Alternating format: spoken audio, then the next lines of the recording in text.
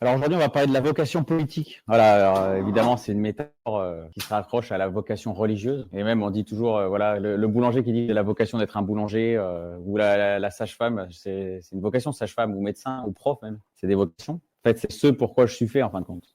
Mais c'est en rapport avec la vocation qui est la vocation religieuse. C'est une façon de parler qui vient de la religion, comme beaucoup de façons de parler en France. Donc la vocation politique, c'est une marque du destin qui va faire que vous allez faire de votre métier, de votre vie, la politique.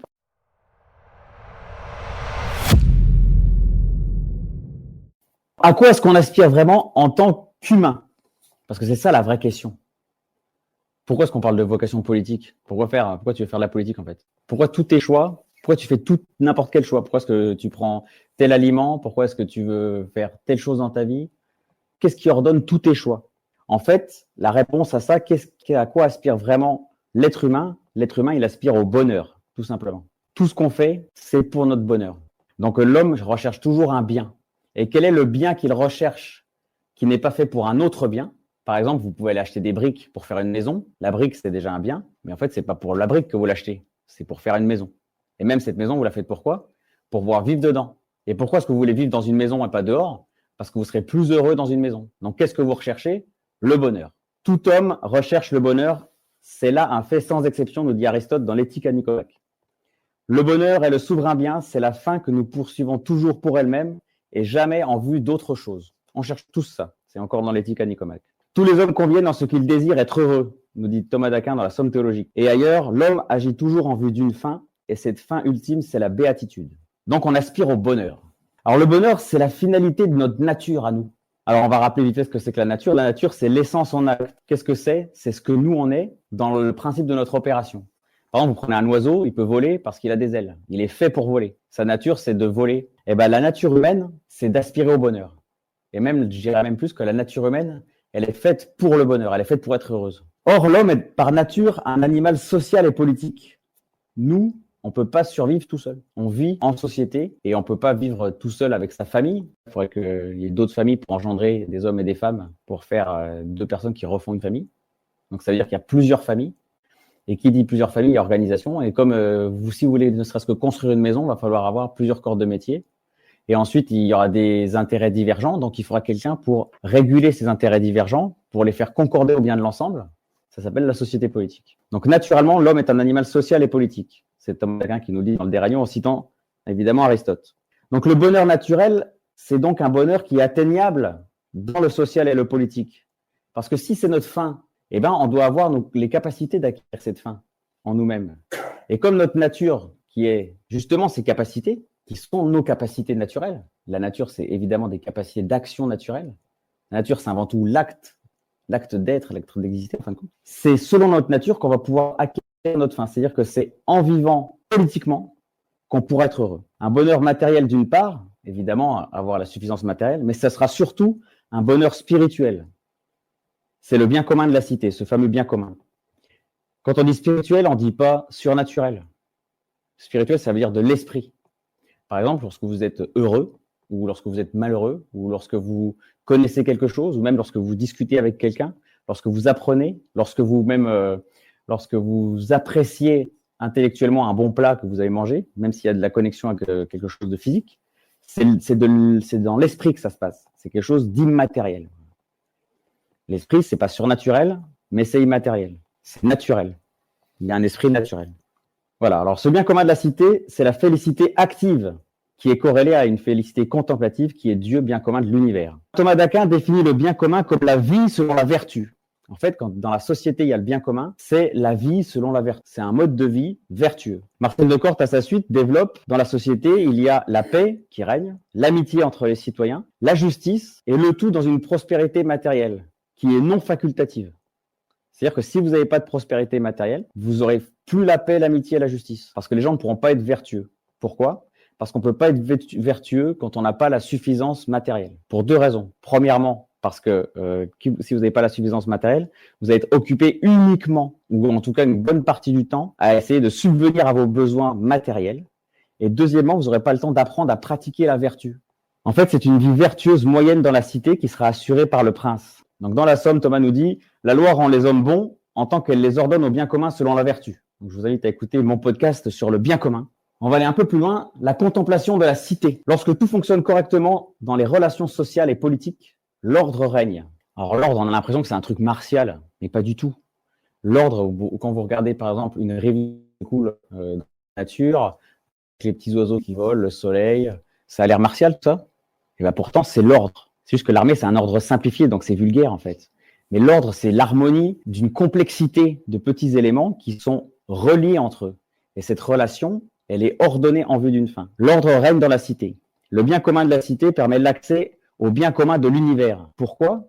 En fait, dans l'ordre de l'univers, eh ben, chaque chose, en fait, elle a Dieu comme modèle à un certain degré. Et en fin de compte, le bien commun de la cité, il est analogique à Dieu lui-même. Parce que Dieu, c'est le bien commun de l'univers. C'est pas qu'une analogie en termes de métaphore ou d'exemple. En fait, le bien commun naturel, on parle de l'ordre naturel des choses, le bien commun, quand il est vécu dans la société, on a le bonheur de cette société. En fait, on touche déjà au divin. Et Thomas d'Aquin nous dit avec Aristote, donc Aristote dans l'éthique et Thomas d'Aquin dans le commentaire de la politique d'Aristote, nous dit plus général est un bien et plus il est divin. C'est-à-dire que le bien commun, il est vraiment divin. C'est pas juste un petit bien. C'est-à-dire qu'on touche au divin. Et il dit bien communus en latin, quoi. Thomas d'Aquin nous dit dans la Somme, celui qui a le mépris du bien commun peut être conduit à tous les péchés et à tous les vices. Et il va plus loin, il dit qu'il est impossible que quelqu'un soit bon s'il n'est pas bien disposé à l'égard du bien commun.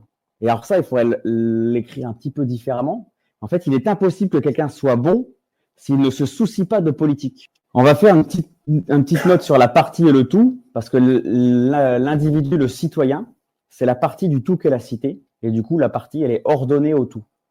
Les ingrédients d'un gâteau sont faits pour le gâteau. Ils ne sont pas faits pour être de la farine. La farine d'un gâteau, elle n'est pas faite pour être une farine, non, elle est faite pour être un gâteau. Et ben, le citoyen, l'homme, il est fait pour la société. Alors, je vous invite à écouter le podcast sur le concept de totalité. Il en découle donc un devoir politique, car Thomas d'Aquin reprend encore Aristote ailleurs, l'homme est naturellement un animal politique et social. Selon lui, la raison humaine permet à chacun de discerner le bien commun et de coopérer avec autrui. Vivre en société n'est donc pas un choix arbitraire, mais une exigence inscrite dans la nature humaine. Or, ce qui est conforme à la nature rationnelle de l'homme relève du devoir moral. C'est-à-dire qu'aujourd'hui, on sait qu'on ne peut survivre en dehors d'une société, mais on vit comme si on n'avait pas besoin de s'occuper de politique. Et ben ça, c'est une faute morale. On est obligé, parce que ce qui est conforme à la nature rationnelle de l'homme, c'est-à-dire on ne peut pas voir une vérité et pas l'accomplir. Ainsi, refuser la vie politique, c'est se soustraire à une dimension essentielle de l'humanité, celle de contribuer à l'organisation juste de la communauté. Le devoir politique découle de la recherche du bien commun, puisqu'on recherche notre bonheur et que notre bonheur, c'est notre nature, et notre nature, elle est sociale et politique, donc c'est dans la politique qu'on sera heureux. Pas en faisant de la politique, mais dans la société qui fonctionne. Donc il faut qu'on contribue au fonctionnement de cette cité. Pour Thomas, la finalité du pouvoir politique n'est pas la domination, mais le bien commun, c'est-à-dire le bien de tous, et même plutôt le bien du tout. Il écrit le gouvernement d'un roi, du prince en fait, a pour fin le bien commun de la multitude. Puisque le bien commun est supérieur au bien individuel, tout homme a le devoir d'y coopérer, selon ses capacités et sa place dans la société. Mais tout homme doit y coopérer quand même. Ce devoir ne se limite pas à obéir à des lois justes, il inclut la participation à la vie publique, le souci de la justice et le soutien à un ordre politique qui permettent à chacun de s'épanouir. Cependant, si le bien commun n'est plus poursuivi par le prince, le devoir moral évolue. On va citer Thomas d'Aquin. Si donc celui qui régit un groupe d'hommes, le prince, les ordonne au bien commun de leur collectivité, son gouvernement est droit et juste, ainsi qu'il convient à des hommes libres. Si au contraire c'est en vue non du bien commun d'un groupe, mais de son propre bien que le prince l'ordonne, son gouvernement est injuste et déréglé. On va encore citer Thomas d'Aquin dans son commentaire de Saint Paul aux Romains. Quelquefois aussi, l'autorité politique ne vient pas de Dieu, mais des convoitises perverses de l'homme qui s'empare du pouvoir par ambition, ou de quelque autre manière illicite. Donc Thomas d'Aquin explique bien que même si Saint Paul dit que tout pouvoir vient de Dieu, en fait non, il ne vient pas toujours de Dieu. Parfois, il est usurpé. C'est pas parce que le gars il est assis sur le trône, parce que le gars il est à l'Élysée, qu'il a vraiment l'autorité. Ça s'appelle du légalisme. Ajoutons encore, on va citer le chanoine Joaquim Torres Asensio dans La guerre juste. Ajoutons encore, non seulement le droit à l'insurrection existe, mais dans certaines circonstances, l'usage de ce droit devient obligatoire par le devoir qui incombe à tous les citoyens de contribuer au bien commun. Là, c'est du thomisme, oui.